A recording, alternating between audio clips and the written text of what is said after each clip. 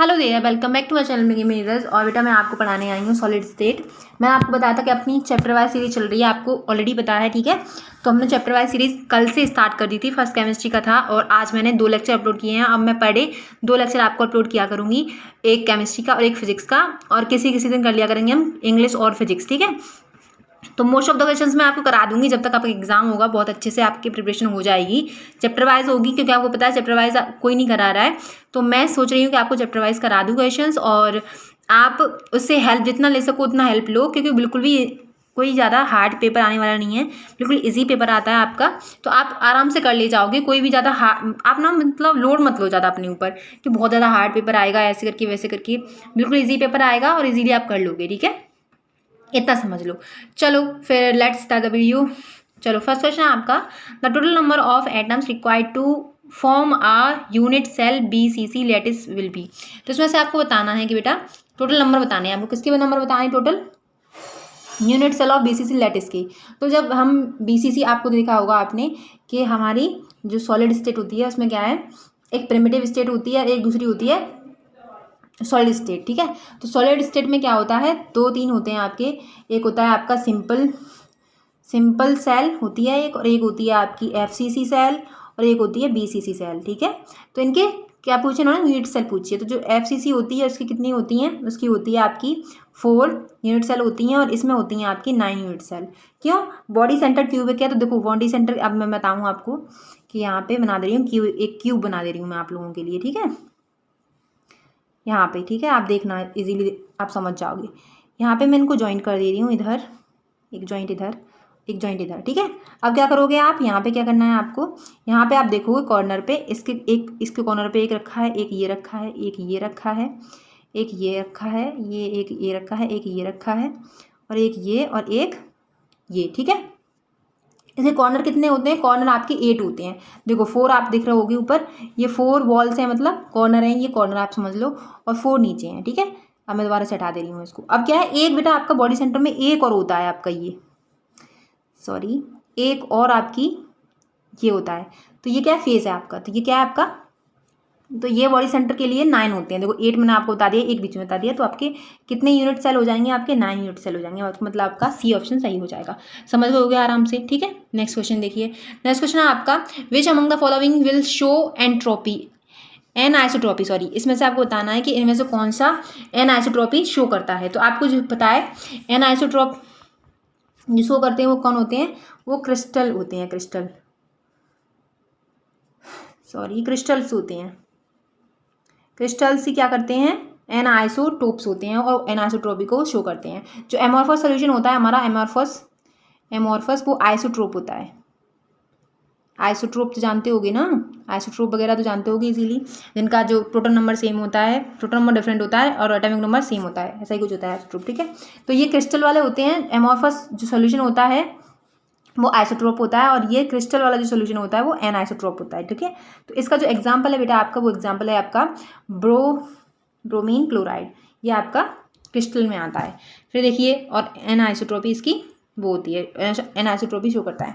फिर देखिए third question देखिए, which substances will conduct the current in the solid state. तो इसमें से आपको बताना है कि इसमें से कौन सा है जो सॉलिड स्टेट में करंट को कंडक्ट कराता है। तो इसका जो ऑप्शन है बेटा वो हो जाएगा आपका ऑप्शन ये, ग्रेफाइट आपका सॉलिड स्टेट में करंट को कंडक्ट कराता है। नेक्स्ट क्वेश्चन देखिए fourth, germanium is an example of, germanium किसका एग्जांपल है, जर्मेनियम एक एग्जांपल है किसका बेटा, एन इंट्रिंसिक सेमीकंडक्टर का एक एग्जांपल है जर्मेनियम हमारा, और जर्मेनियम का साइन क्या होता है, Ge, ठीक है, याद रखना है आपको।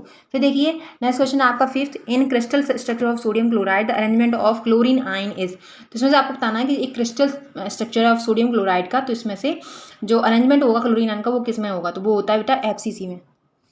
FCC में आपका क्या होता है, अरेंजमेंट होता है क्लोरीन आयन का, ठीक है। नेक्स्ट क्वेश्चन देखिए, नेक्स्ट क्वेश्न आपका क्या है, जो FCC क्रिस्टल है आपका containing how many atom in each cell. तो आपको मैंने बताया था कि आपके कितने थे, 4 थे FCC में, ठीक है। FCC में 4 थे आपके, कैसे निकालोगे, जो कॉर्नर पे तो आपके होते हैं, देखो कॉर्नर पे जो आपके होते हैं वो 8 होते हैं सेल्स, ठीक है, और जो कंट्रीब्यूशन होता है उनका 1/8 होता है। तो ये हो गया 1/8 इक्वल्स टू कितना हो गया, 1 हो गया, ठीक है। उसके बाद में आपके वो और होते हैं फेजेस, और होते हैं इसमें, फेज होते हैं वो हाफ इनका कंट्रीब्यूशन होता है। तो हाफ कंट्रीब्यूशन होने के बाद में ये 3 हो जाएगा। तो जब प्लस करेंगे इसको तो ये कितना हो जाएगा, 4 हो जाएगा, ठीक है। ठीक है, समझ गए होगे आप आराम से। विच solid will have weakest intermolecular forces, तो इसमें से बताना है आपको कि इंटरमोलिकुलर फोर्सेज किसके वीक होते हैं सबसे ज़्यादा। तो आपको पता है कि आइस का सबसे ज़्यादा इंटरमोलिकुलर फोर्स क्या होगा, वीक होगा। ठीक है, नेक्स्ट क्वेश्चन देखिए। नेक्स्ट क्वेश्चन क्या है आपका, नेक्स्ट क्वेश्चन ये है जो आपकी शॉर्ट की थे, defect is likely to be found in, तो ये आपके चैप्टर के एंड में है। शॉर्ट की वगैरह पढ़ लेना, बहुत ही इंपॉर्टेंट है। 2-3 साइंटिस्ट हैं, कुछ लॉ दिए हैं और वो इंपॉर्टेंट है, चैप्टर के लास्ट भी है, बिल्कुल लास्ट में है। ठीक है, जब लास्ट में आप पढ़ोगे तब है, तो ये इंपॉर्टेंट है, पढ़ लेना। ठीक है, तो वो किस में फाउंड होता है वो बताना है आपको। ठीक है, तो वो किस में होता है बेटा, बताइए जैसे। इसका जो ऑप्शन हो जाएगा बेटा क्या हो जाएगा, बी हो जाएगा, NaCl। इसका आप देख लो सोल्यूशन क्या होगा। Due to small difference in size of Na+ and Cl- ions and high coordination number होता है इनका, इसलिए NaCl has Schottky defects होता है उसके पास में। ठीक है, फिर नेक्स्ट क्वेश्चन आप देखोगे, जो फ्रेंकल है आपके, Frenkel defect is generally observe in, किसमें ऑब्जर्व किया जाता है फ्रेंकल डिफेक्ट, तो वो क्या जाता है आपका डी में। डी ऑप्शन आपका सही है, ऑल ऑफ दिस सब में फ्रेंकल डिफेक्ट मिलता है। इसका आप पढ़ोगे, कैसे पढ़ोगे, Frenkel defect is observe in AGBR, AGI and ZNS, तीनों में ही आपके क्या मिलते हैं, फ्रेंकल डिफेक्ट मिलता है।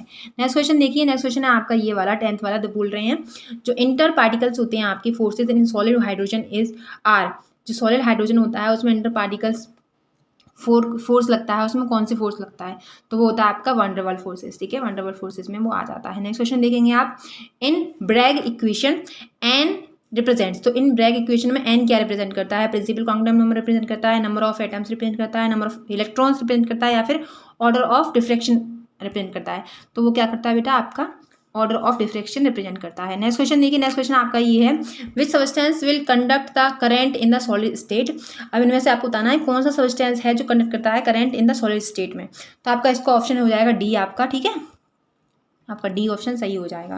नेक्स्ट क्वेश्चन देखिए, the major binding force in diamond, जो डायमंड का बाइंडिंग फोर्स होता है major, silicon and quartz is क्या है, इलेक्ट्रोस्टैटिक फोर्स लगता है उसमें, या फिर आपकी इलेक्ट्रिकल अट्रैक्शन होता है उसमें, या फिर कोवेलेंट बॉन्ड फोर्सेस लगता है, या फिर वैन डर वाल्स फोर्सेस लगता है, तो इसमें क्या होता है बेटा, जो मेजर आपका बाइंडिंग फोर्स होता है इन डायमंड में, सिलिकॉन एंड क्वार्ट्ज इज क्या है, वो क्या है आपका कोवेलेंट बॉन्ड फोर्सेज हैं। फिर देखिए 14 क्वेश्चन आपको बोल रहे हैं, जो सिलिकॉन होता है हमारा डोप्ड होता है विद आर्सेनिक, ठीक है, is an example of which type of semiconductor, तो सिलिकॉन डोप्ड होता है आर्सेनिक के साथ में, तो इसका क्या एग्जांपल होगा, तो इसका एग्जांपल हो जाएगा N type. N type semiconductor होते हैं, उनमें सिलिकॉन डोप्ड रहता है, और देखो जैसे इनको क्या बोलते हैं, डोप्ड बोलते हैं और नेगेटिव भी बोलते हैं। ठीक है, और जो वो होते हैं ना उनमें होल होते हैं, पॉजिटिव वाले में होल्स पाए जाते हैं। ठीक है, लास्ट क्वेश्चन का आपको आंसर करना है कि आंसर क्या होगा, कि जो आपका Bragg law is given by equation, इसका आपको बताना है, मुझे डेफिनेटली बता देना, और ये मत करना कि ना बताओ। सब लोग, मैंने अभी दोपहर में एक लेक्चर डाला था फिजिक्स का, उसमें से सिर्फ एक बच्ची का लीला कुशवाहा करके नाम है, उस बच्ची ने सिर्फ आंसर किया है कि मैम इसका आंसर ये होगा, बाकी के बच्चे थैंक यू बोल के चले गए।